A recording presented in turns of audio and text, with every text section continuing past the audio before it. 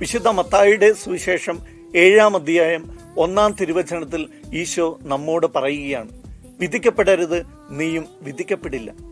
നമ്മുടെയൊക്കെ സാധാരണ പൊതുവായിട്ടുള്ള ഒരു പോരായ്മയാണ് മറ്റുള്ളവരുടെ കുറ്റങ്ങളും കുറവുകളും കണ്ടെത്തുക, മറ്റുള്ളവരെ പറ്റി പരദൂഷണം പറയുക എന്നുള്ളത്. സ്നേഹമുള്ളവരെ, നമ്മളിങ്ങനെ മറ്റുള്ളവരെ കുറിച്ച് പരദൂഷണം പറയുമ്പോൾ നമുക്ക് എന്താണ് ലഭിക്കുക? ഒന്നും തന്നെ ലഭിക്കുന്നില്ല.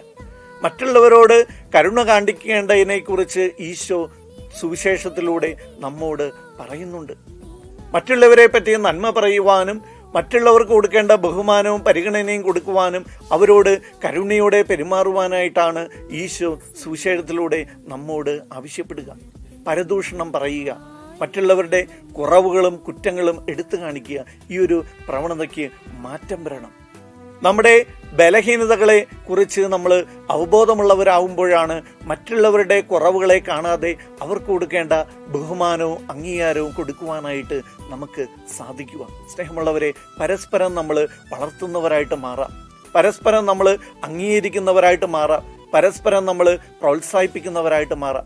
മറ്റുള്ളവരുടെ ബലഹീനതകളിലേക്ക് നോക്കാതെ, മറ്റുള്ളവരുടെ കുറ്റങ്ങളിലേക്ക് നോക്കാതെ, മറ്റുള്ളവരെ പറ്റി ഏഷണി പറയുന്നവരായിട്ട് മാറാതെ മറ്റുള്ളവരെ വളർത്തുന്നവരായിട്ട് മാറുമ്പോഴാണ് നമ്മുടെ ജീവിതങ്ങളും ഒരു അനുഗ്രഹമായിട്ട് തീരുക. നമുക്ക് പ്രാർത്ഥിക്കാം.